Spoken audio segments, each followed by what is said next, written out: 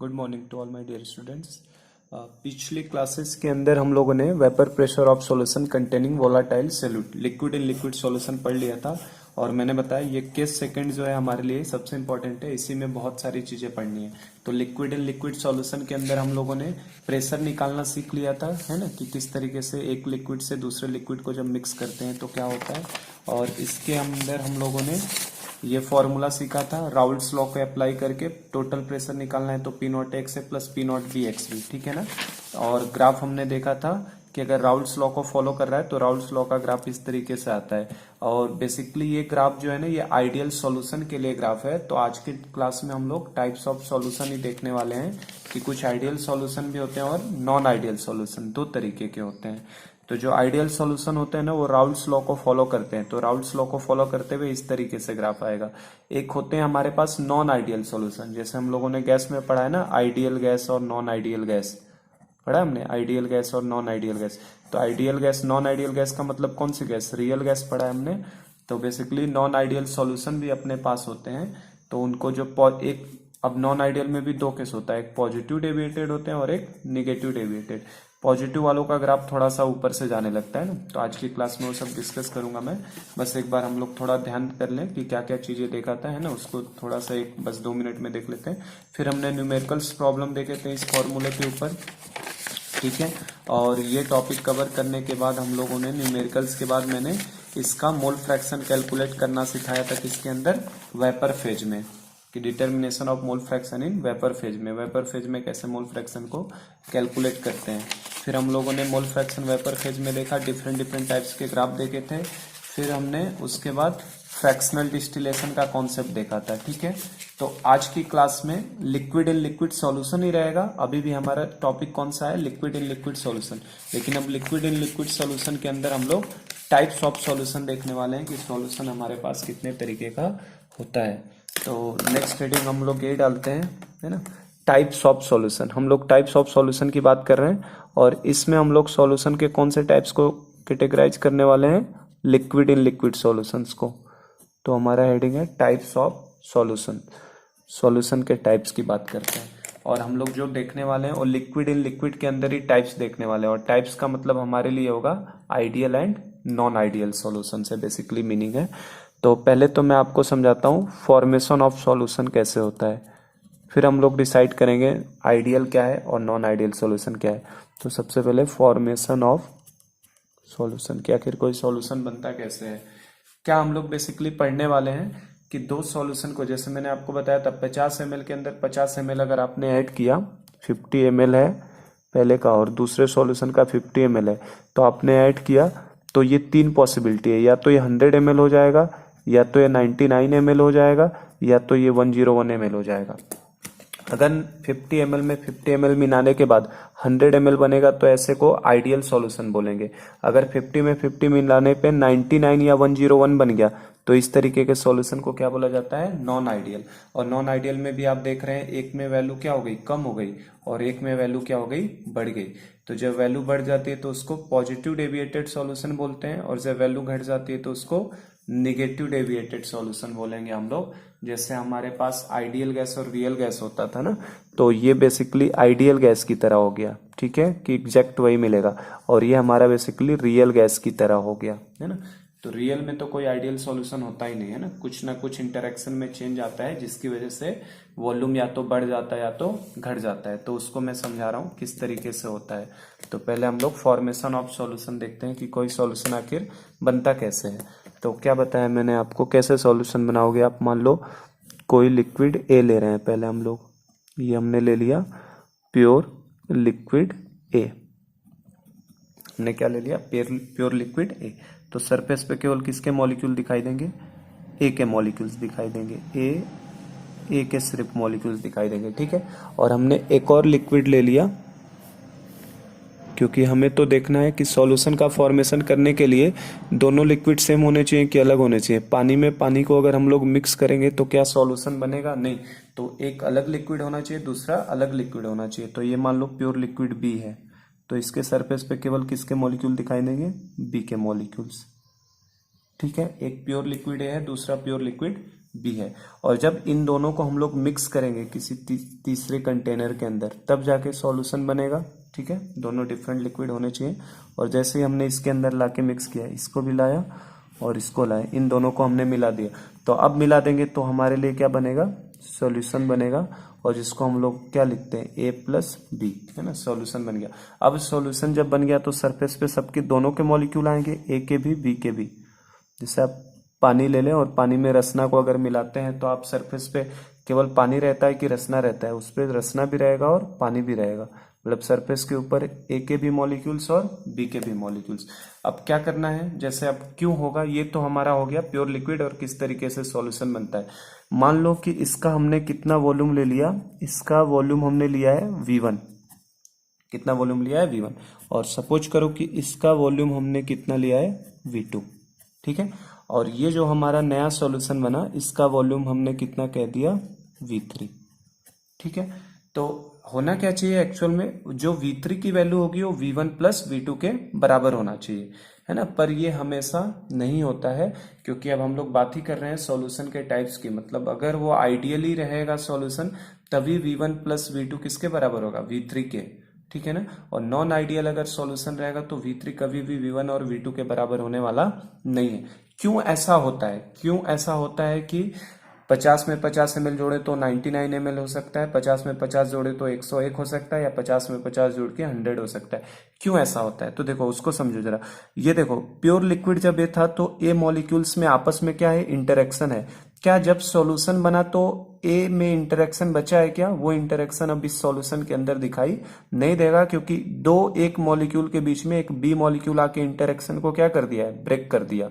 इन दोनों ए मॉलिक्यूल के बीच में बी आके इंटरेक्शन को क्या कर दिया, ब्रेक।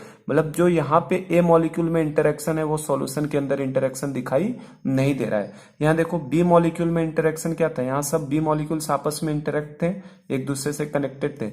जैसे ही सॉल्यूशन बनेगा, दो बी मॉलिक्यूल के बीच में एक ए का मॉलिक्यूल आ गया, दो बी के मॉलिक्यूल के बीच में एक ए का मॉलिक्यूल आ गया। तो जो इंटरेक्शन यहाँ पे था वो टूट गया, जो यहाँ पे इंटरेक्शन था वो भी टूट गया, और एक सॉल्यूशन के अंदर नए तरीके का इंटरेक्शन बन गया। किस टाइप का, जैसे यहाँ ए इंटरेक्शन है।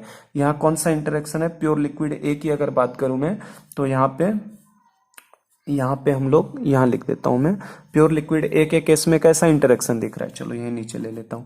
ये प्योर लिक्विड ए के केस में कैसा इंटरेक्शन है, ए इंटरेक्शन। इसको हम लोग क्या बोलेंगे, ए इंटरेक्शन है। ए मॉलिक्यूल्स के अंदर कैसा इंटरेक्शन है, ए इंटरेक्शन। ये इंटरेक्शन जो है हमारा क्या हो गया, सॉल्यूशन बनाते समय क्या हो जाएगा, ब्रेक हो जाएगा। ये इंटरेक्शन क्या हो जाता है, टूट जाता है। और ये इंटरेक्शन टूट जाएगा, और जब इंटरेक्शन टूटता है तो उस समय हीट रिलीज होती है कि हीट एब्जॉर्ब होती है, हीट एब्जॉर्ब होगी। कुछ ना कुछ अमाउंट ऑफ हीट देना पड़ेगा, जिसकी वजह से इंटरेक्शन सॉल्यूशन बनते समय क्या होगा, टूटेगा। अच्छा, अब बी की बात करें इस वाले प्योर लिक्विड में, तो यहाँ पे क्या दिखाई दे रहा है हमें, बीबी इंटरेक्शन है। यहाँ पे कौन सा इंटरेक्शन है, बीबी इंटरेक्शन। तो जब यहाँ पे बीबी इंटरेक्शन है तो बीबी इंटरेक्शन भी क्या हो रहा है, ये सॉल्यूशन बनते समय ये भी इंटरेक्शन क्या हो रहा है, ब्रेक हो रहा है। ये इंटरेक्शन भी टूट रहा है यहाँ पे। और जब इंटरेक्शन टूटेगा तो यहाँ पे भी हीट क्या होगा, रिलीज होगा कि एब्जॉर्ब होगा, यहाँ भी हीट एब्जॉर्ब होगा, क्योंकि इंटरेक्शन तोड़ते समय तो हीट क्या होता है, एब्जॉर्ब होता है। और जैसे ही इन दोनों ने मिलके एक नया सॉल्यूशन क्रिएट किया, इस सॉल्यूशन के बारे में क्या बोलेंगे, इस सॉल्यूशन में कैसा इंटरेक्शन है, क्या इसमें ए इंटरेक्शन है, नहीं। क्या इसमें बीबी है, नहीं। इसमें अब कौन सा इंटरेक्शन हो गया, ए बी इंटरेक्शन। इसमें एक नए तरीके का इंटरेक्शन बन गया, कौन सा, ए बी इंटरेक्शन बन गया। और ये ए बी इंटरेक्शन बना है कि टूटा है, ये ए बी इंटरेक्शन फॉर्म हुआ है। ए बी इंटरेक्शन क्या हुआ है, फॉर्म हुआ है। और जब इंटरेक्शन बनेगा तो उस समय हीट क्या होती है, रिलीज होती है कि एब्जॉर्ब होती है। तो जब दो चीजें आपस में पास में आती हैं और बॉन्ड बनाते हैं तो वहां पे हीट क्या होती है, रिलीज होती है। तो यहाँ पे हीट क्या होगी, रिलीज होगी। तो अब देखो होता क्या एक्चुअल में, अगर क्या होगा, क्यों मैंने कहा कि 50 में 50 जोड़ के 100 है ना, ये हो सकता है। यहाँ पे तीन पॉसिबिलिटीज हैं। देखो ये या तो V3 जो होगा वो V1 प्लस V2 के बराबर हो जाए, या तो ये V3 V1 प्लस V2 से बड़ा हो जाए, या तो ये V3 जो है वो V1 प्लस V2 से क्या हो जाए, छोटा हो जाए। यहाँ पे तीन पॉसिबिलिटीज हो जाती हैं, तीन पॉसिबिलिटीज है ना। तीन पॉसिबिलिटी क्यों, अगर जैसा इंटरेक्शन ए का मॉलिक्यूल का यहाँ है, जैसा इंटरेक्शन बीबी में है, और सेम वैसा ही इंटरेक्शन सॉल्यूशन बनने के बाद ए और बी में आ गया, मतलब जितने पहले मॉलिक्यूल जिस इंटरेक्शन के साथ थे, जिस इंटरेक्शन के साथ इसमें थे, वही सेम इंटरेक्शन अगर इसके अंदर भी दिखाई देगा, तब V3 की वैल्यू V1 प्लस V2 के क्या होगी, बराबर। मतलब कोई इंटरेक्शन में चेंज ना हो। या हीट के फॉर्म में बोलो अगर, तो जितना हीट यहां तोड़ने में लगा, जितना हीट यहां तोड़ने में लगा, उतना ही अमाउंट ऑफ हीट यहां अगर रिलीज हो गया, तो ना तो सॉल्यूशन बनने पे वो चीज ठंडी होगी, ना ही वो चीज गर्म होगी। इसका मतलब, और इंटरेक्शन सेम रह जाएगा तो वॉल्यूम भी क्या रहने वाला है, सेम रहेगा। ठीक ना, ये बात समझे। ये हो सकता है V3 बराबर V1 प्लस V2 कब होगा, जब जैसा इंटरेक्शन वहां है वैसा इंटरेक्शन यहाँ हो, और सेम वैसा इंटरेक्शन यहाँ पे दिखाई दे। अब ये चीज कब पॉसिबल है, ये चीज की पॉसिबिलिटी तभी है जब A का और B का दोनों का नेचर क्या हो, सेम हो। नेचर सेम होने का मतलब, अगर ये पोलर है तो ये भी कैसा होना चाहिए, पोलर होना चाहिए। अगर इसके अंदर हाइड्रोजन बॉन्डिंग है तो इसके अंदर भी हाइड्रोजन बॉन्डिंग होना चाहिए। अगर ये क्लोराइड है तो ये ब्रोमाइड हो, है ना। अगर ये मतलब सिमिलर होना चाहिए, जैसे ये टोल्यूइन है तो ये क्या होना चाहिए, बेंजीन। या तो होमोलोगस हो, इनकी साइज आसपास में होनी चाहिए, ए और बी मॉलिक्यूल की साइज अप्रोक्सीमेट क्या होनी चाहिए, सेम होनी चाहिए, है ना। तभी उनके बीच में इंटरेक्शन सॉल्यूशन बनने के बाद भी क्या होगा, सेम। इसको मैं पूरा भी डिटेल में बता रहा हूँ एक एक करके। पहले हम लोग ये समझे जरा कि ऐसा क्यों होता है। तो V3 बराबर V1 प्लस V2 तभी होगा जब इनके और इनके अंदर का इंटरेक्शन सेम हो, और सॉल्यूशन बनने के बाद भी मॉलिक्यूल में उसी टाइप का इंटरेक्शन दिखाई दे। एग्जैक्ट नहीं हो सकता कभी आइडियल, मैंने बताया ना, आइडियल गैस नहीं होता, उसी तरीके से परफेक्ट आइडियल सॉल्यूशन कभी नहीं बनता है। थोड़ा सा चेंज तो जरूर होता है वॉल्यूम में, पर हम लोग मान के क्या चलेंगे, आइडियल उनको जिनमें दोनों का नेचर सेम होगा, दोनों का अप्रोक्सीमेट साइज सेम होगा। तो जब सॉल्यूशन बनेगा तो वॉल्यूम में भी कोई चेंज माना नहीं जाएगा। दूसरा, ये V3 की वैल्यू V1 प्लस V2 से बड़ी कब हो सकती है, ये बड़ी कब होगी, जब ये मॉलिक्यूल पास आएंगे कि दूर जाएंगे। जब मॉलिक्यूल ये दूर चले जाएं, जैसे यहाँ इंटरेक्शन मान लो बहुत क्लोज था, यहाँ इंटरेक्शन क्लोज था, और सॉल्यूशन बनने के बाद मॉलिक्यूल्स आपस में दूर जा रहे हैं। पहले बॉन्ड अच्छा था, अब बॉन्ड वीकर बन गया, तो इंटरेक्शन दूर हो जाएगा इनके बीच में, और जब इंटरेक्शन दूर हो जाएगा तो वॉल्यूम थोड़ा सा क्या हो जाएगा, बढ़ जाएगा। मतलब दोनों के जुड़ने के बाद ये ए इंटरेक्शन और बी इंटरेक्शन तो ऑलमोस्ट सिमिलर है, लेकिन ए बी इंटरेक्शन इन दोनों के जैसा नहीं होगा। तो वो हो सकता है कि मॉलिक्यूल दूर चले जाए, या ये भी एक पॉसिबिलिटी है कि ये कम हो जाए। वैल्यू कम कब होगा, जब मॉलिक्यूल्स क्या आएंगे, पास में आ जाए। ए और बी मॉलिक्यूल और अच्छे से बॉन्ड बना लिए, अगर और ज्यादा क्लोज आ गए और बॉन्ड बना लिए अच्छे से, तो मॉलिक्यूल का वॉल्यूम भी क्या हो सकता है, लिक्विड का वॉल्यूम क्या हो सकता है, घट सकता है। तो ये V3। तो इस बेसिस पे हम लोग दो तरीके के सॉल्यूशन देखेंगे, एक आइडियल सॉल्यूशन होगा और दूसरा नॉन आइडियल सॉल्यूशन। तो इनमें जो बेसिकली है, एक तो वॉल्यूम का हम लोग क्या क्या देखेंगे, हमें 5 पैरामीटर्स इनके अंदर देखने होते हैं ना। बेसिकली टोटल 6 पैरामीटर्स हैं। कौन कौन से, देखो सबसे पहला हम लोग देखेंगे delta V mixing. Delta V mixing का मतलब क्या है, ये मिक्सिंग होने के बाद वॉल्यूम में क्या चेंज होगा। तो डेल्टा V मिक्सिंग का मतलब है change in volume on mixing. Mixing होने के बाद वॉल्यूम में कितना चेंज हो रहा है। तो हमें सबसे पहले तो डेल्टा V मिक्स देखना है। अगर डेल्टा V मिक्सिंग 0 के बराबर हो गया, डेल्टा V मिक्सिंग 0 के बराबर हो गया, इसका मतलब V3 की वैल्यू V1 प्लस V2 के क्या है, बराबर, तभी तो कोई चेंज नहीं होगा। दूसरा देखो, हीट एब्जॉर्ब हो रहा है, हीट रिलीज हो रहा है। तो यहाँ पे हम लोग एक और चीज देखेंगे, क्या, delta H mixing. Delta H mixing का मतलब क्या है, एंथैल्पी ना, change in enthalpy. Delta H बताया मैंने, change in enthalpy on mixing. Mixing के बाद एंथैल्पी में क्या चेंज आएगा, उसको हम लोग डेल्टा H मिक्स लिखेंगे। तीसरा चीज हम लोग देखेंगे, ये दोनों पैरामीटर डिसाइड करेंगे सॉल्यूशन का बेसिक नेचर, है ना, आइडियल है कि नॉन आइडियल। मेनली तो यही है। देखो डेल्टा V मिक्सिंग, अगर वॉल्यूम डेल्टा V मिक्सिंग 0 के बराबर हो जाएगा, इसका मतलब जितना वॉल्यूम लिया था उतना ही वॉल्यूम बना है। और डेल्टा H मिक्सिंग मतलब जितना हीट एब्जॉर्ब हुआ उतना हीट रिलीज हुआ। तो डेल्टा H मिक्सिंग भी क्या होगा, आइडियल के केस में 0। लेकिन कुछ ऐसे भी सॉल्यूशन होंगे जिनमें मान लो हीट ज्यादा रिलीज हो जाएगी, तोड़ने में एनर्जी कम दी गई है और हीट ज्यादा रिलीज हो गई। हीट ज्यादा रिलीज हो गई मतलब सॉल्यूशन थोड़ा सा ठंडा हो जाएगा मिलने के बाद। और मान लो हीट रिलीज कम होगी, तोड़ने में ज्यादा एनर्जी लगी है और हीट कम रिलीज हो रही है, तो सॉल्यूशन थोड़ा सा गर्म हो जाएगा। तो डेल्टा H मिक्सिंग भी हम लोग देखेंगे। अगर ये 0 के बराबर हो जाएगा, इसका मतलब वो तो आइडियल सॉल्यूशन है ना, तभी तो डेल्टा H मिक्स 0 होने का मतलब क्या है कि दोनों को मिलाने के बाद हीट में कोई चेंज दिखाई नहीं दे रहा है। तीसरा पैरामीटर हम लोग देखेंगे, थर्मोडायनेमिक्स का पैरामीटर है delta X mix. Delta H mix हम लोगों ने पढ़ा था ना, एंट्रोपी। तो ये हमारा चेंज इन एंट्रोपी बताएगा, change in entropy on mixing. Mixing होने पे एंट्रोपी में कितना चेंज होगा, ये थर्ड पैरामीटर। फोर्थ पैरामीटर हम लोग देखेंगे डेल्टा जी मिक्सिंग।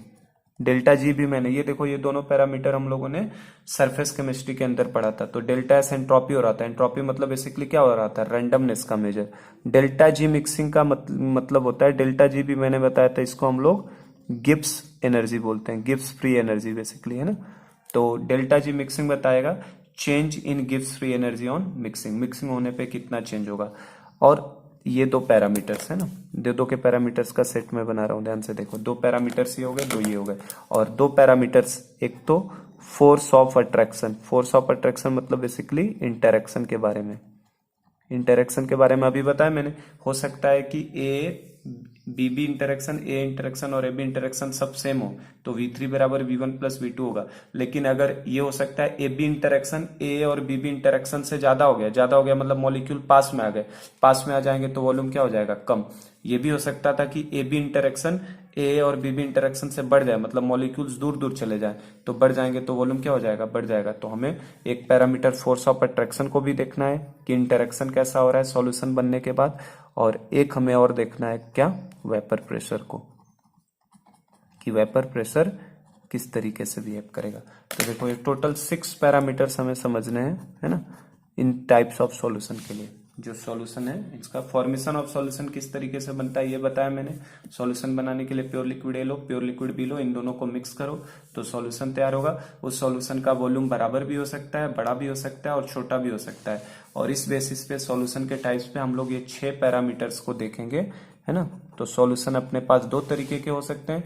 जब ये बनेगा, जब इक्वल हो जाएगा तो इस तरीके के सॉल्यूशन को हम लोग आइडियल बोल देते हैं, जैसे आइडियल गैस होता था। और जब ये भी हो सकता था, इन दोनों के लिए क्या बोल सकते हैं, कॉमन फैक्टर तो यही बोलेंगे ना कि V3 will be not equal to V1 plus V2। तो अगर वो इक्वल नहीं होगा, V3 V1 प्लस V2 का इक्वल नहीं होगा तो क्या होगा, या तो ज्यादा होगा या तो कम होगा, या तो V1 प्लस V2 से ज्यादा हो जाए या तो V1 प्लस V2 से क्या हो जाए, कम। तो इस तरीके का अगर दिखाई देगा तो उसको हम लोग क्या बोलते हैं, नॉन आइडियल। क्या बोलेंगे, नॉन आइडियल।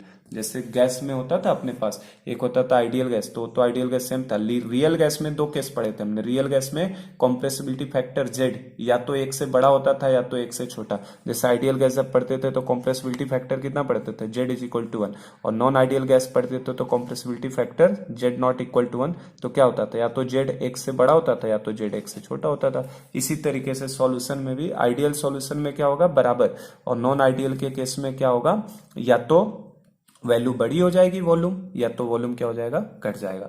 तो केवल वॉल्यूम ही नहीं, ये टोटल हमें 6 फैक्टर्स को देखते हुए चलना है, ठीक है। तो इन 6 फैक्टर्स में चलो इन दोनों फैक्टर्स के बारे में मैं बता दूं। डेल्टा बी मिक्स तो देख लेंगे, डेल्टा एच मिक्स भी देखेंगे। डेल्टा एस मिक्स और डेल्टा जी मिक्स ये नहीं डिपेंड करता है आपका सॉल्यूशन आइडियल बन रहा है कि नॉन आइडियल। क्यों, देखो delta S mix, delta S mix का क्या मीनिंग है, डेल्टा एस मिक्स का मतलब होता है change in entropy after mixing. तो एंट्रोपी का मतलब क्या होता था, रैंडमनेस, ये एंट्रोपी है। और एंट्रोपी का मतलब मैंने बताया था आपको, एंट्रोपी मतलब क्या, बेसिकली रैंडमनेस। एंट्रोपी मतलब क्या देखेंगे हम लोग, रैंडमनेस। और रैंडमनेस की बात करो तो अगर दो लिक्विड को मिला रहे हो आप, मान लो यहाँ 50 मॉलिक्यूल है, यहाँ 50 मॉलिक्यूल है, तो मिलने के बाद कितने मॉलिक्यूल हो जाएंगे, 100। और नंबर ऑफ मॉलिक्यूल्स अगर बढ़ते हैं तो मैंने क्या बताया था, रैंडमनेस बढ़ता है। तो डेल्टा एस मिक्सिंग, चाहे ये आइडियल सॉल्यूशन बनाए मिक्स होने के बाद, चाहे नॉन आइडियल सॉल्यूशन बनाए, रैंडमनेस तो हमेशा ही बढ़नी है ना। जब भी सॉल्यूशन बनेगा तो रैंडमनेस क्या होगा, बढ़ेगा। पार्टिकल 50 थे, यहाँ 50 पार्टिकल थे, अब कितने, 100 पार्टिकल, उतने ही ज्यादा रैंडम हो गई चीजें, तो रैंडमनेस क्या हो जाएगा, बढ़ता है। तो डेल्टा एस मिक्सिंग जो होता है ना, डेल्टा एस मिक्सिंग, चाहे आपका सॉल्यूशन आइडियल हो चाहे सॉल्यूशन नॉन आइडियल हो, इससे कोई उसको फर्क नहीं पड़ता। डेल्टा एस मिक्सिंग हमेशा ही क्या होता है, पॉजिटिव। डेल्टा एस मिक्सिंग हमेशा क्या आने वाला है, पॉजिटिव आएगा, चाहे सॉल्यूशन आइडियल सॉल्यूशन हो चाहे सॉल्यूशन नॉन आइडियल हो। समझे इस बात को। तो डेल्टा एक्स का साइन हमेशा फिक्स है, चाहे सॉल्यूशन आइडियल हो या नॉन आइडियल हो। रैंडमनेस तो सॉल्यूशन बनते समय बढ़नी ही है, जितने मॉलिक्यूल थे उनसे ज्यादा होगा, और ज्यादा मॉलिक्यूल तो रैंडमनेस बढ़ेगी, और रैंडमनेस बढ़ेगा तो डेल्टा एस हमेशा क्या आना है, पॉजिटिव। और डेल्टा जी के बारे में भी मैंने पढ़ाया था आपको। डेल्टा जी क्या बताता था, बेसिकली ये हमें स्पॉन्टेनिटी बताता है किसी प्रोसेस की। तो डेल्टा जी मिक्स की बात करो तो ये क्या बताता है, हमें स्पॉन्टेनिटी के बारे में बताता है कि कोई चीज स्पॉन्टेनियस है कि नहीं। तो ये बेसिकली हमको स्पॉन्टेनिटी बताएगा। और स्पॉन्टेनिटी की बात करो तो क्या एक लिक्विड उठाया दूसरा लिक्विड उठाया उनको मिलाना है तो उसको मिलाने के लिए हमें कुछ फोर्स लगाना पड़ता है, जबरदस्ती करना पड़ता है? ऐसा कुछ नहीं होता। ये दोनों लिक्विड आके आपस में क्या हो सकते हैं, अपने आप ही स्पॉन्टेनियसली क्या हो जाते हैं, मिक्स हो जाते हैं। आप एक रसना बना लो और पानी बना लो, पानी ले लो और रसना में पानी को मिला दो अगर, तो उसमें हमें कुछ करने की जरूरत नहीं। ये अलग बात है हम लोगों की जल्दी के बाजी के चक्कर में चम्मच से उसको थोड़ा सा हम लोग डिजॉल्व करने की कोशिश करते हैं जल्दी से, लेकिन अगर हम छोड़ दें तो भी स्पॉन्टेनियसली वो पूरा ए और प्योर लिक्विड बी मिलके क्या बना लेगा, सॉल्यूशन बना लेगा। तो delta G mix spontaneous process होते हैं। तो ये स्पॉन्टेनिटी मतलब ये सेल्फ, ये खुद स्पॉन्टेनियस प्रोसेस है, ये नॉन स्पॉन्टेनियस नहीं है। कैसा प्रोसेस है, स्पॉन्टेनियस प्रोसेस है। और स्पॉन्टेनियस प्रोसेस का डेल्टा जी हमेशा ही क्या होता है, निगेटिव। ये थर्मोडायनेमिक्स में पढ़ेंगे हम लोग। तो डेल्टा जी मिक्सिंग जो होगा है ना, किसके लिए, स्पॉन्टेनियस के लिए। जैसे मैंने adsorption of gas on solid surface पढ़ाया था सरफेस केमिस्ट्री में। तो डेल्टा जी मिक्स जो स्पॉन्टेनियस के लिए होगा, स्पॉन्टेनियस प्रोसेस होता है हमेशा, तो डेल्टा जी स्पॉन्टेनियस प्रोसेस के लिए हमेशा क्या होता है, लेस देन जीरो होता है। और चूंकि जो मिक्सिंग प्रोसेस है, मिक्सिंग प्रोसेस कैसी है, स्पॉन्टेनियस प्रोसेस है। मिक्सिंग होना, सॉल्यूशन का बनना क्या है, स्पॉन्टेनियस प्रोसेस। तो स्पॉन्टेनियस प्रोसेस के लिए डेल्टा जी मिक्सिंग चाहे आइडियल ले लें या नॉन आइडियल ले लें, वो हमेशा ही क्या आएगा, जीरो से छोटा आएगा। तो ये दो साइन हमारे लिए फिक्स है। डेल्टा एस मिक्स हमेशा ही क्या आएगा, पॉजिटिव, चाहे आइडियल हो चाहे non ideal. Delta G mix हमेशा ही कैसा आएगा, निगेटिव, चाहे वो आइडियल हो चाहे नॉन आइडियल। ठीक है, तो अब आइडिया लग गया ना कि क्या सॉल्यूशन के टाइप्स का मतलब क्या देखना है, कैसे फॉर्मेशन ऑफ सॉल्यूशन होता है ना। ये सब चीजें मैंने समझा दी किस तरीके से मिलती हैं। ये 6 पैरामीटर्स को बस हमें देखना है। तो बस सिंपल सा काम है, हम लोग सॉल्यूशन को 2 कैटेगरी में कर देते हैं, एक आइडियल सॉल्यूशन और दूसरे वाले नॉन आइडियल सॉल्यूशन। और आइडियल नॉन आइडियल के इन पैरामीटर्स को हम लोग बस देखेंगे। ठीक है, तो कैसे डिफाइन होता है, क्या होता है, नेक्स्ट पार्ट में करता हूं। ये दोनों चीजें फिक्स है, ध्यान रखना। डेल्टा एस मिक्स से आइडियल हो चाहे non ideal greater than zero, delta G mix से आइडियल हो चाहे नॉन आइडियल हो हमेशा क्या होगा, लेस देन जीरो। ठीक है, और बाकी ये पैरामीटर्स को हम लोग करते हैं कि क्या होगा नेक्स्ट पार्ट में। चलो, तो अब इसके बेसिस पे है ना कि इंटरेक्शन कैसा हो रहा है, मिलने के बाद इंटरेक्शन कैसा हो जाता है, और डेल्टा वी की वैल्यू और डेल्टा एच की वैल्यू, इन दोनों वैल्यूज और इंटरेक्शन कैसा हो रहा है उसके बेसिस पे, ये दोनों तो फिक्स है ना, डेल्टा वी मिक्सचर और डेल्टा एच मिक्सचर।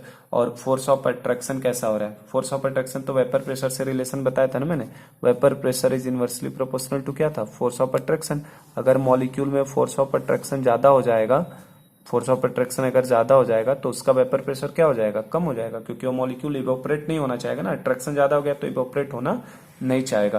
तो ये दोनों तो एक ही साथ लिंक है, ये दोनों मैंने फिक्स कर दिए। तो delta B mix, delta H mix और फोर्स ऑफ अट्रैक्शन के बेसिस पे सॉल्यूशन जो है वो 2 तरीके के क्लासिफाई किए जाते हैं।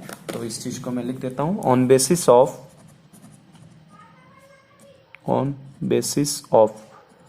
Interaction between, on basis of interaction between या interaction ऐसे कर लेते हैं, interaction after mixing, on the basis of interaction after mixing and value of delta V mix and delta H mix। ठीक है ना, solutions are classified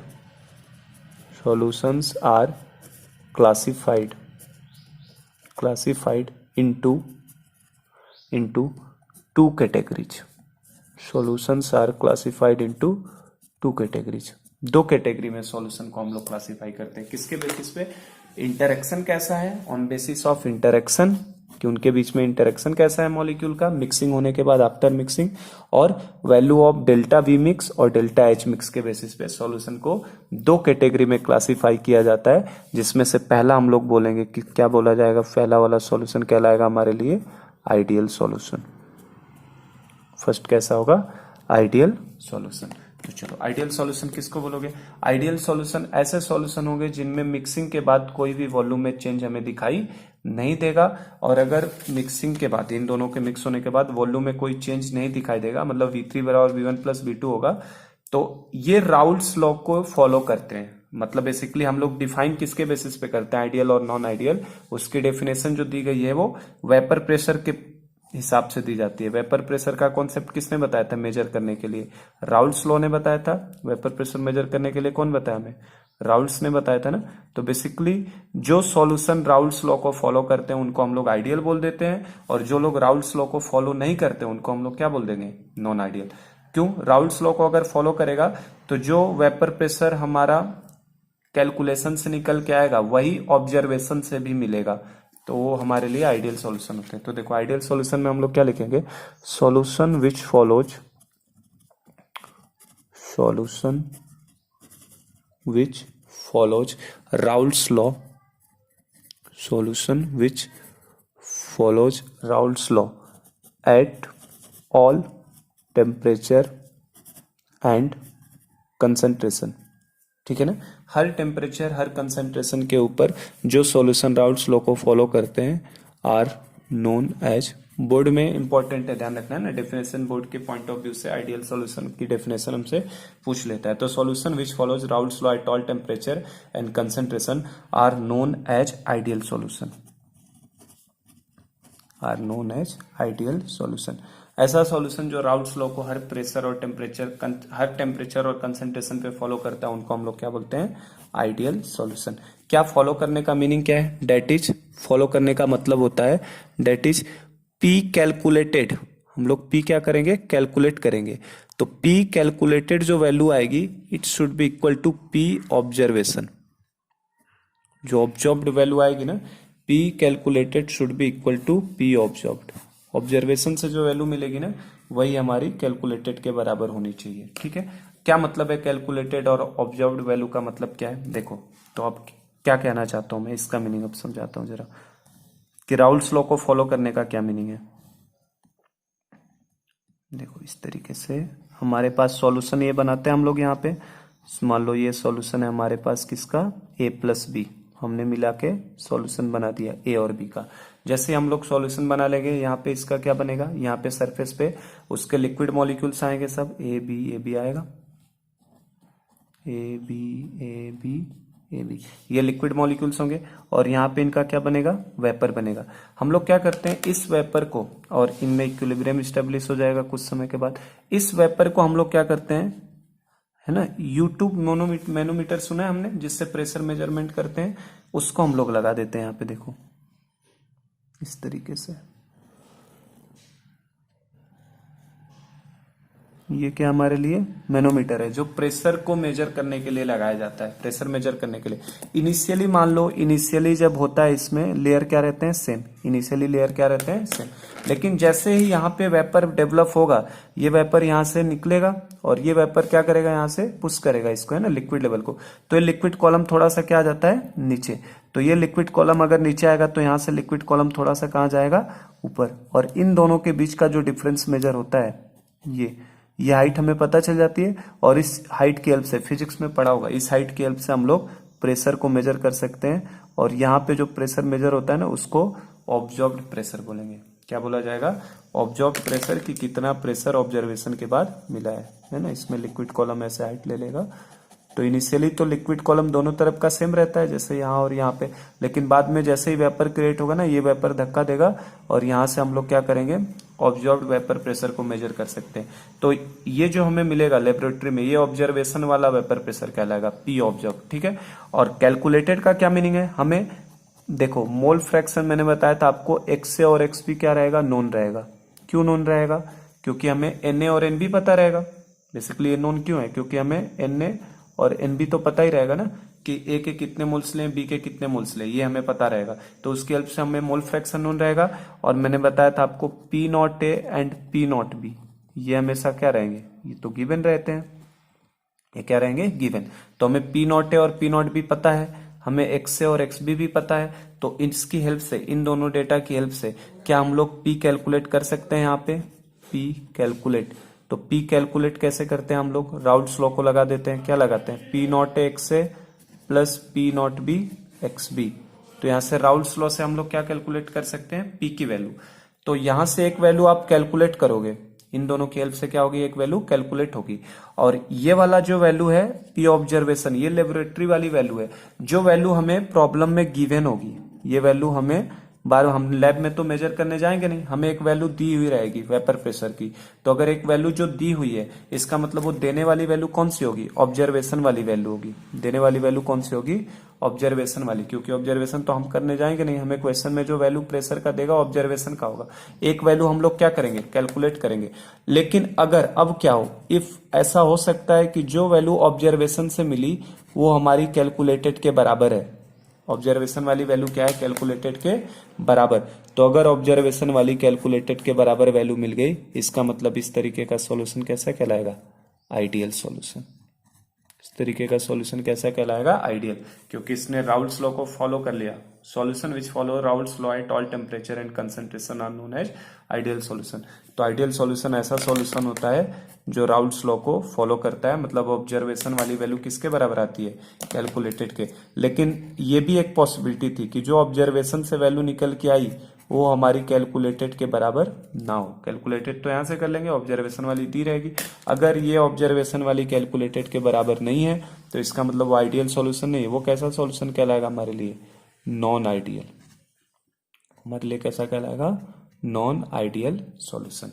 तो ये ऑब्जर्वेशन और कैलकुलेटेड वाला समझ गए क्या मतलब होता है। ऑब्जर्वेशन कभी बोले तो ऑब्जर्वेशन मतलब हम लोग लेबोरेटरी में ऑब्जर्व करेंगे, और कैलकुलेटेड वाला हम लोग फॉर्मूला लगा के क्या करते हैं, कैलकुलेट करते हैं। तो आइडियल सॉल्यूशन की खास बात क्या है, आइडियल सॉल्यूशन ऐसा सॉल्यूशन होता है जो राउल्ट्स लॉ को फॉलो करता है हर टेम्परेचर और कंसंट्रेशन पे। इसका मतलब उनका कैलकुलेटेड ऑब्जर्वेशन के क्या होता है, बराबर। अब जो मैंने बताए थे हर सॉल्यूशन आइडियल और नॉन आइडियल में हमें क्या देखना है, इन्हीं 6 पैरामीटर्स को देखना है, delta we mix, delta H mix, delta S mix और जी मिक्स, फोर्स ऑफ अट्रैक्शन और वेपर प्रेशर। तो इन 6 पैरामीटर्स को देखना है। तो उन 6 पैरामीटर्स को हम लोग देख लेते हैं आइडियल सॉल्यूशन के लिए। क्या पहला पैरामीटर्स की बात करो, अगर फर्स्ट पैरामीटर हम लोग प्रेशर की बात कर ले, वेपर प्रेशर की 6 पैरामीटर्स में, अब नीचे से दिखा रहा हूं, वेपर प्रेशर की बात करो तो सबसे पहले वेपर प्रेशर की बात करेंगे। तो वेपर प्रेशर के लिए हम लोग क्या बोलेंगे, वेपर प्रेशर के लिए हम लोग यही बोलेंगे, पी कैलकुलेटेड की जो वैल्यू होगी वो किसके बराबर होगी, पी ऑब्जर्व्ड के बराबर। सबसे पहली चीज क्या मतलब है, पी कैलकुलेटेड बराबर पी ऑब्जर्व्ड होने का मतलब, पी कैलकुलेटेड हम लोग कैसे निकालते हैं, P naught A X A plus P naught B X B. और ये पी कैलकुलेटेड वैल्यू इससे निकालेंगे, और ये वैल्यू हमारी जो ऑब्जर्वेशन से वैल्यू आएगी उसके क्या होनी चाहिए, बराबर होनी चाहिए। तो आइडियल सॉल्यूशन के लिए पी कैलकुलेटेड हम लोग इससे कैलकुलेट करते हैं, और वो किसके बराबर होता है, पी ऑब्जर्वेशन के बराबर होता है। इसका मतलब हम लोग ये भी कह सकते हैं कि जो पार्शियल प्रेशर ऑफ ए होगा, जो हम लोगों ने 2 लिक्विड लिए हैं ना, ए और बी लिए हैं, तो जो पार्शियल प्रेशर ऑफ ए होता है वो किसके बराबर आएगा, पी नॉट ए एक्स ए के बराबर रहेगा। और जो पी बी की वैल्यू आएगी वो किसके बराबर आएगी, P naught B X B की। और जो सॉल्यूशन का वेपर प्रेशर आएगा वो किसके बराबर आएगा, P naught X A plus P naught B X B. और ऑब्जर्वेशन से भी हमें सेम वही वैल्यू मिलेगी। तो सबसे पहला चीज ये ध्यान रखिए, आइडियल सॉल्यूशन का पी कैलकुलेटेड पी ऑब्जर्व के क्या होगा, बराबर, पहला पॉइंट। ठीक, सेकंड पॉइंट हमको क्या ध्यान रखना है, डेल्टा वी मिक्स के बारे में बात कर लेता हूं। सेकंड पॉइंट क्या ले लेता हूं मैं, डेल्टा वी मिक्स। देखो सेकेंड पॉइंट हमने ले लिया, डेल्टा वी मिक्सचर की बात कर लो। तो मिक्सचर के बाद क्या, मिक्स होने के बाद कोई वॉल्यूम में चेंज दिखाई देगा। अगर ये आइडियल सॉल्यूशन है और उसने राउल्ट्स लॉ को फॉलो किया है, तो इसका मतलब मॉलिक्यूल देखो, जितना पी नॉट एक्स से आ रहा था पी नॉट बी एक्स भी आ रहा था, और P A plus P B P calculated के बराबर तभी हो सकता है जब पहले वाले सॉल्यूशन में भी अपना प्रेशर उतना ही, दूसरे से भी उतना ही, और मिलने के बाद भी वही प्रेशर दिखाई देगा। इसका मतलब इस तरीके के सॉल्यूशन में डेल्टा वी मिक्स की वैल्यू क्या होने वाली है, 0 है ना, वॉल्यूम में कोई चेंज दिखाई नहीं देगा। क्योंकि अगर देखो ना, मॉलिक्यूल्स अगर पास में आगे होते हैं, इनमें इंटरेक्शन में कोई चेंज नहीं हुआ, आइडियल सॉल्यूशन में इंटरेक्शन में कोई चेंज नहीं हुआ है। क्यों ऐसा बोल रहा हूं, क्योंकि अगर सपोज करो आप मान लो मॉलिक्यूल पास में आ जाते तो मॉलिक्यूल पास में आएंगे तो वेपर कम बनेगा, मॉलिक्यूल पास में आएंगे तो वेपराइज होने की टेंडेंसी क्या होगी, घट जाएगी। तो अगर वेपराइज होने की टेंडेंसी घट गई तो ऑब्जर्वेशन वाली वैल्यू कभी भी कैलकुलेटेड वाली वैल्यू के बराबर नहीं आएगा।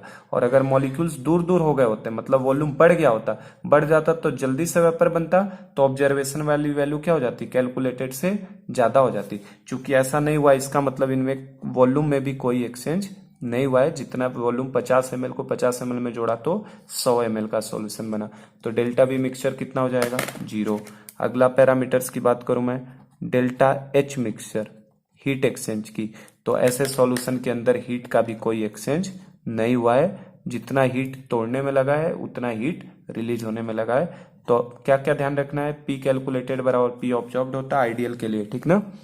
आइडियल सॉल्यूशन में क्या होता है, पी कैलकुलेटेड बराबर P observe, delta B mixing zero होता है, डेल्टा एच मिक्सिंग भी कितना होता है, जीरो होता है हमारे लिए। और दो पैरामीटर्स तो मैंने बताए थे फिक्स हैं, कौन कौन से फिक्स बताए थे मैंने, एक बताया था मैंने डेल्टा एस मिक्स, तो डेल्टा एस मिक्स तो हमेशा ही क्या होने वाला है, ग्रेटर देन जीरो, क्योंकि डेल्टा एस मतलब एंट्रोपी तो हमेशा क्या होने वाली है, बढ़ने वाली है।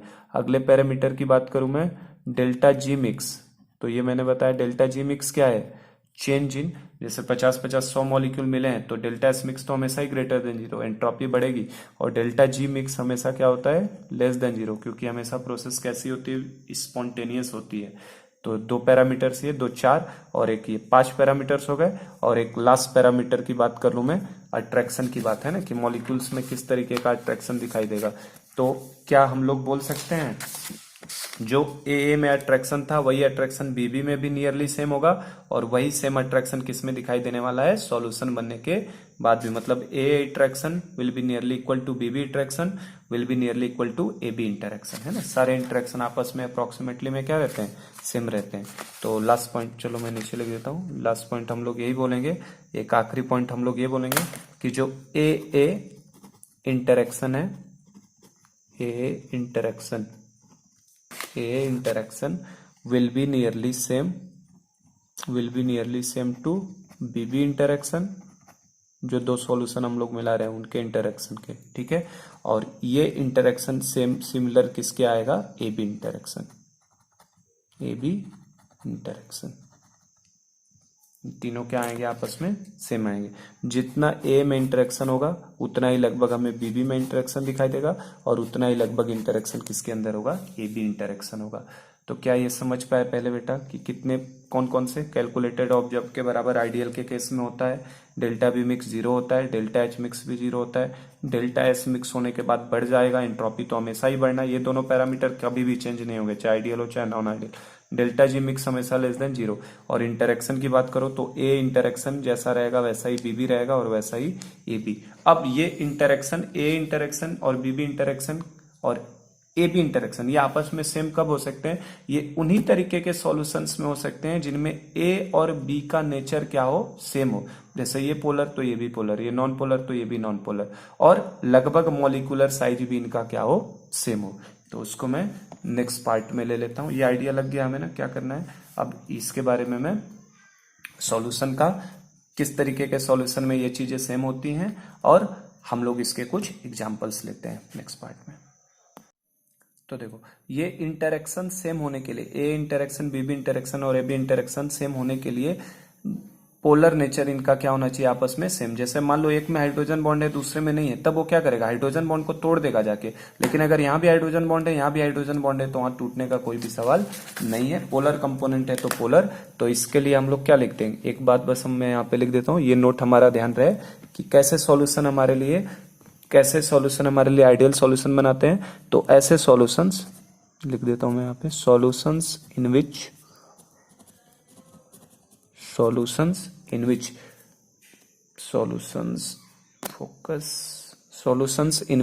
Both the component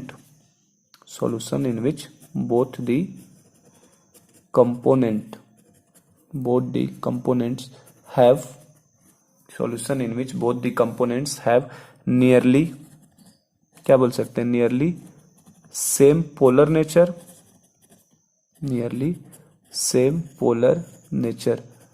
as well as molecular size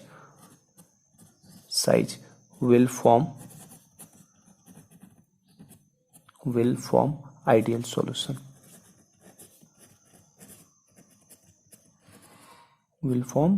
solution. समझे क्या बात को।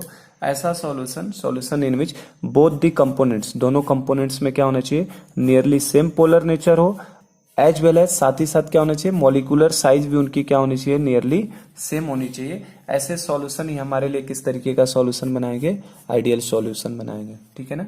और अगर आपको याद हो तो जितने भी हमने क्वेश्चंस किए थे, अब एग्जांपल ले लेता हूं मैं। अब एग्जांपल को मैंने उस दिन भी बताया था, आइडियल सॉल्यूशन के कॉमन एग्जांपल जो हमें मिलते हैं, क्या मिलेगा, बेंजीन के साथ टोल्यूइन को मिल जाता है, बेंजीन प्लस टोल्यूइन मिल गया। अगर C6H6 C6H6 और C6H6 के साथ क्या, C7H9 है ना, नहीं H8 ना, कितने हो जाएंगे, C7H9 होगा, 8 होता है, C7H8 हो जाएगा ना, टोल्यूइन का फॉर्मूला। तो बेंजीन प्लस टोल्यूइन का मिक्सचर है ना, तो ये कैसा बनाएगा हमारे लिए आइडियल सॉल्यूशन। देखो ये भी नॉन पोलर है और ये भी कैसा है, नॉन पोलर। इस तरीके से दूसरा पेयर मान लो मैं बात करूं आपको, CH3OH C2H5OH, ठीक है ना, मिथाइल एल्कोहल इथाइल एल्कोहल का पेयर हो जाएगा अपने लिए, है ना। इस तरीके से देखो ये भी पोलर है, ये भी पोलर है, दोनों में हाइड्रोजन बॉन्डिंग भी हो जाती है। इस तरीके से और पेयर में बनाना चाहूँ, जैसे अगला पेयर देखो, कॉमन एग्जांपल यही सब मिलेंगे आपको ना, C2H5Cl कर लो और इसके साथ जोड़ दो C2H5Br को, तो देखो क्लोराइड है और ये ब्रोमाइड है, तो लगभग नियर अबाउट साइज तो क्या रहेगी, सेम। हम सेम दोनों चीजें सेम नहीं ले सकते, क्योंकि सेम ले लोगे तो सॉल्यूशन नहीं बनेगा। तो बेंजीन टोल्यूइन का ज्यादातर एग्जांपल आपको मिलेगा, CH3OH C2H5OH का मिलेगा हमें, ठीक है ना। इसी तरीके से क्लोराइड ब्रोमाइड के फॉर्म में मिल सकता है हमें। फिर देखो नॉर्मल हेक्सेन का ये भी आपको मिलेगा, normal hexane plus normal heptane, इसका भी पेयर मिलेगा आपको। हेक्सेन और हेप्टेन के ऑलमोस्ट क्या होते हैं, साइज सेम होते हैं, तो ये भी पेयर हमें एक देखने को मिलेगा ज्यादातर, है ना। क्लोरोबेंजीन का एक पेयर ये भी मिल सकता है हमें क्वेश्चंस में, देखना क्लोरोबेंजीन, क्लोरोबेंजीन मतलब क्या, बेंजीन के अंदर क्लोरीन लगा दिया, क्लोरोबेंजीन प्लस क्लोरोबेंजीन के साथ क्या ले सकते हैं हम लोग, ब्रोमोबेंजीन ले सकते हैं, ब्रोमोबेंजीन, क्लोरोबेंजीन का पेयर किसके साथ, ब्रोमोबेंजीन के साथ। देखो इस तरीके के पेयर्स, है ना, इस तरीके के पेयर्स भी आपस में क्या बना सकते हैं, आइडियल सॉल्यूशन। मेन ये है कि आइडियल सॉल्यूशन बनने के लिए दोनों component nearly same polar nature होने चाहिए, as well as molecular size भी नियरली क्या होना चाहिए, सेम होना चाहिए। तो आप देख सकते हैं ज्यादातर जो हमें न्यूमेरिकल प्रॉब्लम में मिलता है, हमें बेंजीन टोल्यूइन का मिलता है, CH3OH C2H5OH का मिलता है ना, ये कॉमन पेयर, और हेक्सेन और हेप्टेन वाला भी मिलता है। तो आप आइडियल सॉल्यूशन है कि नहीं ये तो आइडिया लगा सकते हैं देख के। कैसे पता करोगे, अगर उनका पोलर नेचर सेम है ना, इनमें कहीं भी देखो मैंने डिफरेंट नेचर के नहीं लिए। पोलर नेचर सेम होने से होगा क्या, देखो पोलर नेचर अगर सेम रहेगा, जैसा ए में इंटरेक्शन रहेगा वैसा बी में रहेगा, तो सॉल्यूशन बनने के बाद भी ए बी इंटरेक्शन वैसा हो सकता है, हो जाए। तो अगर वैसा इंटरेक्शन हो जाएगा तो आइडियल बन जाएगा ना, समझेगा। लेकिन अगर ये मान लो पोलर है, दूसरा नॉन पोलर है, तो पोलर और नॉन पोलर को जोड़ोगे तो नॉन पोलर वाला जाके पोलर के अंदर भी घुस घुस के क्या करेगा, बॉन्ड को तोड़ देगा, तो मॉलिक्यूल में अट्रैक्शन बनेगा नहीं और क्या हो जाएगा, दूर हो जाएगा। तो हो सकता है वो नॉन आइडियल सॉल्यूशन बन जाए, ठीक है ना। या हो सकता है ये दोनों आपस में बॉन्ड बना ले, बॉन्ड बना लेंगे तो भी क्या हो जाएगा, इन दोनों मान लो मिलाने के बाद सॉल्यूशन में हाइड्रोजन बॉन्ड बन गई, तो हाइड्रोजन बॉन्ड बनते मॉलिक्यूल पास में आ जाएंगे, तब कैसा हो जाएगा, वॉल्यूम कम हो जाएगा, तो नॉन आइडियल हो जाएगा, समझेगा। तो आइडियल सॉल्यूशन बनने के लिए बेसिकली क्या है कि उनका मॉलिक्यूलर साइज ऑलमोस्ट सेम हो और दोनों का पोलर नेचर भी क्या हो, सेम हो। और अगर ऑर्गेनिक केमिस्ट्री के टर्म्स में बात करो तो नेक्स्ट होमोलोगस होना चाहिए ना, अगला होमोलोगस होना चाहिए। तब जैसे इसमें देखो क्लोराइड लिया था तो ब्रोमाइड लिया था, तो ये साइज पे आ गया। ये देखो यहाँ पे होमोलोगस का आ गया, CH3 लिया और यहाँ पे C2H5 हो, यहाँ देखो C6H6 है, ये क्या है, ये भी नेक्स्ट होमोलोगस है उसका। क्लोरोबेंजीन ब्रोमोबेंजीन साइज वाले से ले लिया, हेक्सेन हेप्टेन के आपस में होमोलोगस है। तो इस तरीके के सॉल्यूशंस हमारे लिए, इस तरीके का मिक्सचर हमेशा क्या बनाएगा, हमारे लिए आइडियल सॉल्यूशन बनाएगा। और एक लास्ट चीज बस हम लोग इसका ग्राफ की बात कर लें, है ना, कि आइडियल सॉल्यूशन का ग्राफ कैसा बनता है। तो जो हम लोग ग्राफ बनाए थे अभी तक बेटा, हम लोग बनाए थे राउल्ट्स लॉ के लिए graph, vapour pressure versus mole fraction का ग्राफ। और मोल फ्रैक्शन जब तक लिखा नहीं रहता तब तक वो लिक्विड में ही लेना है ना। अब यहाँ ये बताने की जरूरत नहीं है कि वेपर में है। तो जो हम लोग ग्राफ पढ़े थे वो ग्राफ कैसा पढ़े थे, हमारा P0 B से शुरू होता था और कहां तक जाता था, P0 A तक ग्राफ जाता था। इस तरीके से P0 B से लेके कहां तक जाता था, P0 A तक जाता था। इस तरीके से ग्राफ जाता था। तो ये हमारे लिए लो वाला होता था P0 B और यहाँ पे P0 A होता था।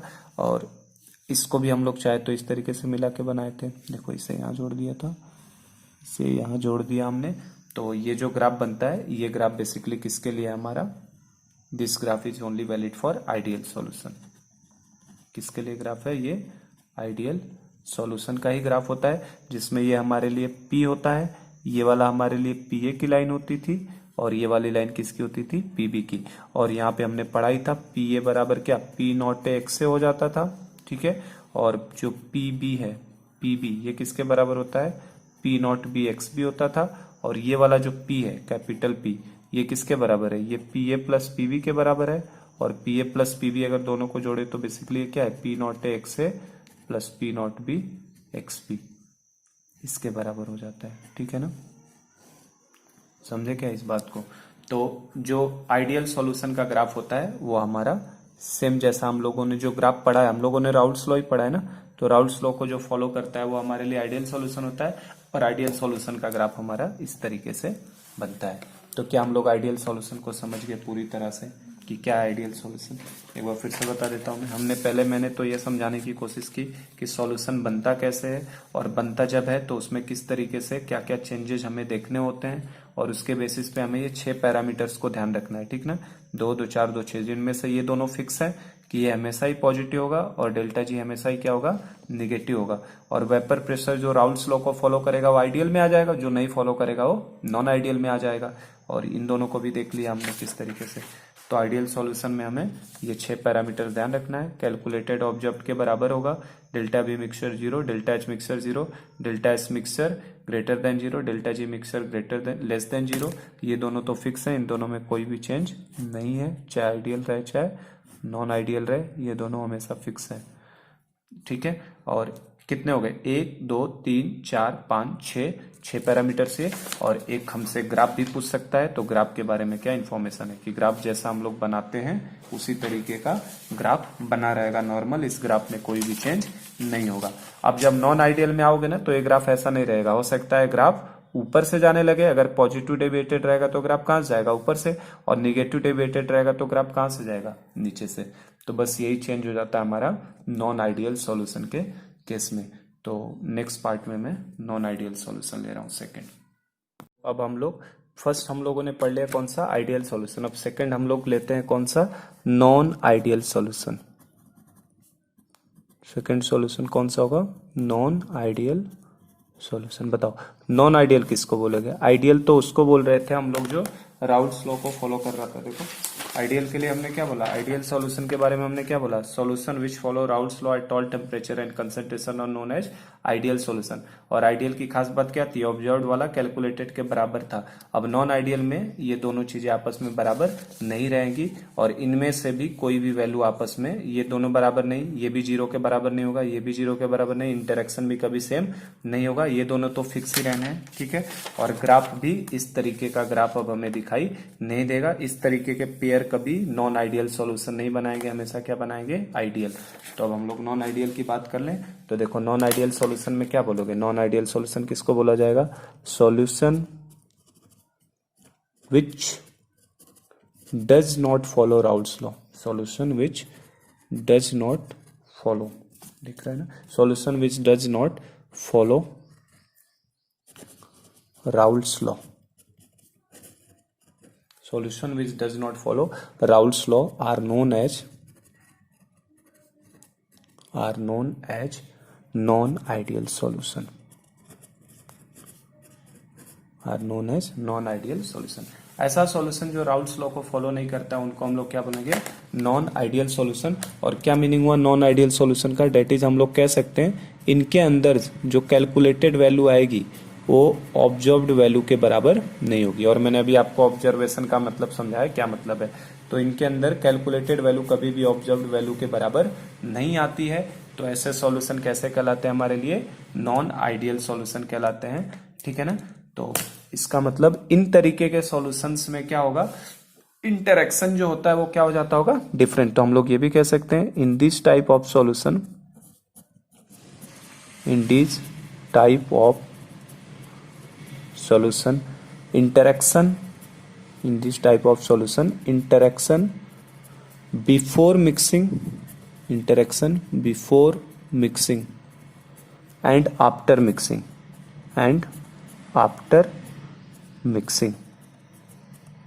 Before mixing and after mixing will be different. ऐसे सॉल्यूशन में इंटरेक्शन जो होगा बिफोर मिक्सिंग और आफ्टर मिक्सिंग क्या हो जाता होगा, डिफरेंस। क्यों, देखो ना, अगर ये इंटरेक्शन सेम रहा, जैसा इंटरेक्शन यहाँ है ए इंटरेक्शन, जैसा बी बी इंटरेक्शन है, वैसा ही अगर ए बी इंटरेक्शन रहा तब तो आइडियल में चला जाएगा ना इंटरेक्शन। लेकिन इन तरीके में क्या होगा, ए इंटरेक्शन, बी बी इंटरेक्शन और ए बी इंटरेक्शन में क्या आएगा, कुछ ना कुछ चेंज हो जाता होगा। तो इस तरीके के सॉल्यूशन में interaction before mixing and after mixing will be different. मतलब इनमें कभी भी ए इंटरेक्शन बी बी इंटरेक्शन आपस में कभी भी सेम नहीं होने वाले हैं। मतलब नॉन आइडियल सॉल्यूशन में क्या होने वाला है बताओ। नॉन आइडियल सॉल्यूशन में अगर पॉइंट वाइज बात करें, सबसे पहला पी ऑब्जर्व्ड वाली जो वैल्यू आएगी ये कभी भी पी कैलकुलेटेड के बराबर नहीं आएगी। और पी कैलकुलेटेड से मीनिंग क्या है मेरा, पी कैलकुलेटेड मतलब क्या, पी नॉट एक्स से plus P naught B X B. जो हम लोग कैलकुलेट करेंगे वैल्यू वो कभी भी ऑब्जर्वेशन वाली गिवन होगी, कैलकुलेटेड वाली हम लोग इस फॉर्मूले से कैलकुलेट करेंगे। ये दोनों आपस में कभी भी बराबर नहीं होंगे, सबसे पहली चीज। दूसरी चीज कि इनका कभी भी डेल्टा वी मिक्सर की जो वैल्यू आएगी वो कभी भी जीरो के बराबर नहीं होगी, है ना कुछ वॉल्यूम में क्या हो जाएगा, चेंज। अगली बात करें अगर हम लोग डेल्टा एच मिक्स की, तो एंथैल्पी में मतलब हीट में चेंज भी जो होगा वो भी कभी भी जीरो के बराबर नहीं होगा। मतलब कुछ हीट ज्यादा निकल सकती है, कम निकल सकती है। डेल्टा वी भी कभी जीरो के बराबर नहीं होने वाला है मिक्स होने पे, डेल्टा एच मिक्स भी जीरो के बराबर नहीं होने वाला है। और डेल्टा एस मिक्स तो चाहे आइडियल हो चाहे नॉन आइडियल हो ये तो हमेशा जीरो से बड़ा होगा, क्योंकि रैंडमनेस बढ़ता ही है मिलने के बाद। और डेल्टा जी मिक्स की बात करो तो सिंस मिक्सिंग या सॉल्यूशन का बनना स्पॉन्टेनियस है तो डेल्टा जी मिक्स हमेशा क्या होगा, जीरो से छोटा ही होने वाला है, ठीक है। और एक और पैरामीटर हम लोग क्या देखते हैं, इंटरेक्शन की बात करो, ए इंटरेक्शन, ए इंटरेक्शन, ठीक है। और बी बी इंटरेक्शन की बात करें अगर हम लोग, बी बी इंटरेक्शन, और ए बी इंटरेक्शन की बात करें अगर हम लोग, ए बी इंटरेक्शन की बात कर लें। अगर इन सब इंटरेक्शन की बात करोगे तो ये सब इंटरेक्शन भी आपस में कभी बराबर होने वाले नहीं है, ना ही नियरली इक्वल होने वाले हैं कभी, ना ही कभी बराबर होने वाले हैं। तो इनमें इंटरेक्शन में भी क्या आएगा, फर्क आएगा। तो अब ये देखो, ये सब हमें 2 3 4 5 6 कितने हो गए, 6 पैरामीटर्स। और अगर ग्राफ की भी बात करो तो इनका ग्राफ जो होगा कभी भी, जैसा हम लोग बनाते हैं नेचुरल ग्राफ, हम लोग कैसा बनाते हैं जनरली, इस तरीके का ग्राफ बना रहे हैं ना हम लोग। एक यहाँ से यहाँ जा रहा है, दूसरा यहाँ से यहाँ जाता है और तीसरा यहाँ से यहाँ जाता है। इस तरीके का ग्राफ भी हमें दिखाई इसमें नहीं देगा, ये गलत है, क्रॉस कर रहा हूं मैं इसे, है ना, ये गलत है। इस तरीके का ग्राफ हमें दिखाई नहीं देने वाला है। इसमें या तो ग्राफ हमें कैसा दिखाई देगा, या तो ग्राफ ऊपर से जाता हुआ दिखाई दे सकता है इस तरीके से तीनों का, या तो ग्राफ हमारा नीचे से जाता हुआ दिखाई दे सकता है तीनों के लिए, ठीक ना। तो मतलब ये क्रॉस किया है मैंने कि इस तरीके का सिंगल वाला जो हम लोग ग्राफ बना रहे थे ना, नॉर्मल टाइप का, वैसा ग्राफ आने वाला नहीं है। तो नॉन आइडियल सॉल्यूशन मतलब समझ गए, ऐसा सॉल्यूशन जो राउल्स लॉ को फॉलो नहीं करेगा उसको नॉन आइडियल बोलेंगे। मतलब उसमें कैलकुलेटेड ऑब्जर्व्ड वैल्यू के बराबर कभी भी होने वाली नहीं है। और इस तरीके के सॉल्यूशन में interaction before mixing and after mixing हमेशा क्या होंगे, डिफरेंट हो जाएंगे। तो ये सब पैरामीटर्स कभी भी नहीं होगा। ये तो मैंने बताया था, चाहे आइडियल हो चाहे नॉन आइडियल, ये दोनों कभी भी चेंज होने वाले नहीं है। डेल्टा एस मिक्सिंग तो हमेशा जीरो से बड़ा होगा और डेल्टा जी मिक्सिंग हमेशा क्या होगा, जीरो से छोटा होगा। तो अब होगा क्या, अगर पी ऑब्जर्व पी कैलकुलेटेड के बराबर नहीं है तो या तो पी ऑब्जर्व पी कैलकुलेटेड से बड़ा हो सकता है या तो छोटा आ सकता है। डेल्टा वी मिक्स जीरो के बराबर नहीं है तो या तो डेल्टा वी मिक्स जीरो से बड़ा हो सकता है या जीरो से छोटा। ये भी जीरो से बड़ा या छोटा, ये दोनों फिक्स है। अगर इंटरेक्शन आपस में बराबर नहीं है तो ये हो सकता है ए बी इंटरेक्शन या तो बढ़ जाए या तो ए बी इंटरेक्शन क्या हो जाए, घट जाए। तो उसके बेसिस पे हमारे पास सॉल्यूशन कितने तरीके के हो जाएंगे, 2 तरीके के। तो नॉन आइडियल सॉल्यूशंस भी कितने तरीके के हैं, 2 तरीके के। एक को ऐसा सॉल्यूशन बोला जाता है जो निगेटिव डेविएशन दिखाता है राउल्स लॉ से, और एक ऐसा सॉल्यूशन जो कैसा डेविएशन दिखाता है, पॉजिटिव डेविएशन। तो अगर थोड़ा सा मैं बस और बताऊं इसके बारे में, देखो ऑब्जर्व्ड वैल्यू अगर कैलकुलेटेड के बराबर नहीं है तो 2 पॉसिबिलिटी है, या तो P observed value P calculated से क्या हो जाए, कम, या तो P observed value P calculated से क्या हो जाए, ज्यादा। दो ही पॉसिबिलिटी है। अगर बराबर नहीं है दोनों चीजें तो या तो छोटी होगी ऑब्जर्वेशन से या तो ये बड़ी हो जाए। ऑब्जर्वेशन से वैल्यू छोटी होने का मतलब क्या हो गया, मॉलिक्यूल का पास पास आ जाना, अट्रैक्शन हो गया होगा तभी तो वेपर कम बनेगा। देखो कहाँ गया, अपने पास ये था, देखो ये ऑब्जर्वेशन से वैल्यू ये लेते थे ना हम लोग, ऑब्जर्वेशन से वैल्यू, ये कब वैल्यू ज्यादा होगी, जब जितना ज्यादा वेपर बनेगा। लेकिन अगर ये मॉलिक्यूल पास में आएगा, अट्रैक्शन ज्यादा कर ले तो वेपर कम बनेगा, वेपर कम बनेगा तो पी ऑब्जर्व्ड की वैल्यू भी क्या होगी, छोटी हो जाएगी। तो पी ऑब्जर्व्ड अगर पी कैलकुलेटेड से कम है ऑब्जर्वेशन वाली वैल्यू, समझे क्या कहना चाहता हूँ। देखो ये ऑब्जर्वेशन से जो वैल्यू मान लो ये आई, अपने पास जो कैलकुलेट किया हमने, इस फॉर्मूले को कैलकुलेट किया, सपोज करो ये आया 500 mm ऑफ एच जी, और जब हमने ऑब्जर्वेशन से वैल्यू ली तो 400 mm ऑफ एच जी आई। ये 500 आ रहा है, ये 400 आ रहा है, मतलब ये वैल्यू कम आई। ये 400 क्यों आ रही होगी, क्योंकि वेपर कम बने होंगे, जबकि कैलकुलेशन के हिसाब से तो वेपर 500 आने चाहिए थे, 500 mm एच जी, लेकिन आया कितना 400। मतलब ये मॉलिक्यूल उतना ज्यादा वेपर बना नहीं पाए हैं। इसका मतलब ये आपस में क्या हो गए, बच चुके हैं, अट्रैक्शन आ चुका है। तो अगर ऑब्जर्व वाली वैल्यू कैलकुलेटेड से कम होती है तो ऐसे सॉल्यूशन को क्या बोलोगे, ऐसे सॉल्यूशन को बोलोगे कि ये निगेटिव डेविएशन को शो कर रहा है। ऐसा सॉल्यूशन कैसा डेविएशन दिखा रहा है, निगेटिव डेविएशन, समझेगे बात को। और अगर ऑब्जर्वेशन वाली वैल्यू कैलकुलेटेड से ज्यादा आ गई, ऑब्जर्वेशन वाली कैलकुलेटेड से ज्यादा मतलब क्या कहना चाहता हूं, अगर सपोज करिए हम लोगों ने कैलकुलेटेड वैल्यू निकाला और ये आया 500, और ऑब्जर्वेशन से जो वैल्यू आई वो कितनी आ गई 600। अगर ये 600 आ गया और ये कितना आ गया 500, ये 500 है और ये कितना 600, तो ये ज्यादा कब आएगा, जब ज्यादा वेपर बनेंगे। ज्यादा वेपर कब बनेगा, जब ये मॉलिक्यूल दूर दूर रहेंगे, दूर दूर रहेंगे तो ज्यादा वेपराइज होंगे, ज्यादा वेपराइज होंगे तो इसकी वैल्यू बढ़ेगी। तो ये दूर दूर कब होंगे, जब इनके दूर दूर कब होंगे, जब इनके बीच का अट्रैक्शन क्या हो जाएगा, कम। मतलब ये दूर दूर जाने का मतलब क्या है, वो दूर दूर कब जाएंगे, जब वो कैसा डेविएशन दिखाएंगे, पॉजिटिव डेविएशन, समझे बात को। तो राउल्स लॉ का नॉन आइडियल जो सॉल्यूशन है, जो राउल्स लॉ को फॉलो नहीं करता, वो नॉन आइडियल सॉल्यूशन है।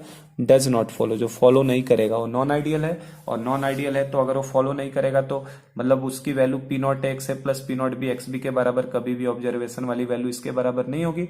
और वैल्यू अगर बराबर नहीं होगी तो या तो छोटी होगी या तो बड़ी होगी। अगर छोटी आने लगी, ऑब्जर्वेशन वाली वैल्यू छोटी है और कैलकुलेटेड वाली वैल्यू बड़ी है, तो ये निगेटिव डेविएशन है, मतलब मॉलिक्यूल पास में आ गए। और अगर ऑब्जर्वेशन वाली वैल्यू बड़ी हो जाए तो इस तरीके का कैसा कहलाएगा, पॉजिटिव डेविएशन। तो ध्यान रहे राउल्स लॉ से डिफाइन किया गया। अगर राउल्स लॉ से जो ऐसा सॉल्यूशन है ना, ऐसा सॉल्यूशन जो ज्यादा वेपर प्रेशर दिखाएगा वो पॉजिटिव डेविएशन होगा, और ऐसा सॉल्यूशन जो कम वेपर प्रेशर दिखाएगा वो कैसा होगा, निगेटिव डेविएशन होगा।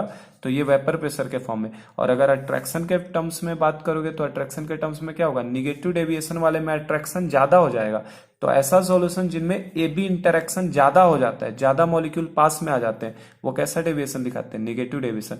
और ऐसा सॉल्यूशन जिनमें ए बी इंटरेक्शन कम हो जाता है, कम होने का मतलब मॉलिक्यूल्स दूर चले जाते हैं, वो कैसा दिखाता है, पॉजिटिव डेविएशन। तो अपने पास दो तरीके के सॉल्यूशन होंगे, एक निगेटिव डेविएशन वाला और एक पॉजिटिव डेविएशन वाला।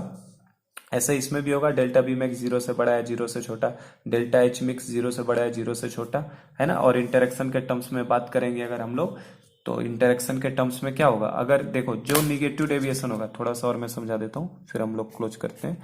देखो अगर हमारा P ऑब्जर्व वैल्यू हमारी P कैलकुलेटेड से छोटी वाली पहले या बड़ी, कोई भी ले लो कोई फर्क नहीं पड़ता, चलो कैलकुलेटेड से बड़ी ले लिया। अगर P ऑब्जर्वेशन P कैलकुलेटेड से बड़ा है तो ऑब्जर्व वाला बड़ा कब आएगा, जब मॉलिक्यूल्स दूर दूर जा रहे होंगे, तो पॉजिटिव डेविएशन मतलब वेपर ज्यादा बन रहा होगा, तो उसमें ए बी इंटरेक्शन बड़ा होगा कि घट गया होगा, तो ए बी इंटरेक्शन क्या हो जाएगा बताओ, वीकर होगा कि स्ट्रॉन्गर होगा। अगर ऑब्जर्वेशन वाली वैल्यू, मैं क्या कह रहा हूं, अगर ये ऑब्जर्वेशन वाली वैल्यू ज्यादा हो गई, ये 500 है और ये 600 है, तो ये 600 कब हो सकता है, जब मॉलिक्यूल दूर दूर जाए, ज्यादा से ज्यादा वेपर बने, तो इंटरेक्शन बढ़ गया कि घट गया, इंटरेक्शन क्या हो जाएगा, ए बी इंटरेक्शन वीकर हो जाता है, ठीक ना। तो ए बी इंटरेक्शन वीकर होगा किस केस में, किस केस में वीकर होगा, जब पी ऑब्जर्व की वैल्यू पी कैलकुलेटेड से बड़ी, मतलब ए बी इंटरेक्शन वीकर होता है किसमें, पॉजिटिव डेविएशन में। पॉजिटिव डेविएशन के अंदर क्या हो जाता है, ए बी इंटरेक्शन वीकर हो जाता है।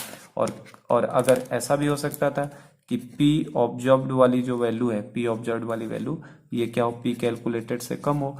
तो अगर P ऑब्जर्व P कैलकुलेटेड से कम है, basically this is the part of, है ना, ये यहां से डिवीजन किया है मैंने, है ना, इससे मत समझ लेना, ये यहां से किया है मैंने इसे, ठीक है, कि ये दो चीजें हो सकती थी। तो अगर ऑब्जर्व्ड वाली वैल्यू पी कैलकुलेटेड से कम है, तो अगर ऑब्जर्वेशन वाली वैल्यू कैलकुलेटेड से कम है होने का मतलब क्या है, अगर ये 500 आ रहा है तो ये कितना आ जाए 400, तो ये 500 है कैलकुलेट करने पे 400 है। 400 कब आएगा, जब वेपर कम बनेगा। वेपर कम बनेगा मतलब मॉलिक्यूल ज्यादा पास पास में होंगे, इसका मतलब ए बी इंटरेक्शन इस समय क्या हो गया, स्ट्रॉन्गर हो गया, ये बढ़ गया। तो ये ए बी इंटरेक्शन के बारे में क्या बोलेंगे, स्ट्रॉन्गर हो जाता है। ए बी इंटरेक्शन क्या हो जाता है, स्ट्रॉन्गर हो जाता है, तो इसको हम लोग क्या बोलेंगे, नेगेटिव डेविएशन। अगर ए बी इंटरेक्शन स्ट्रॉन्गर हो गया तो डेविएशन कैसा हो जाएगा, नेगेटिव। तो मैंने एक रफ आइडिया दे दिया ना, नॉन आइडियल दो तरीके के, एक नेगेटिव डेविएशन वाले होंगे और एक पॉजिटिव डेविएशन वाले होंगे। तो आज की क्लास में मैं नहीं कर रहा हूँ, कल हम लोग कल की क्लास में types of non ideal solution, non ideal solution के दो कैटेगरी पढ़ेंगे, कौन से निगेटिव वाले होंगे और कौन से पॉजिटिव वाले।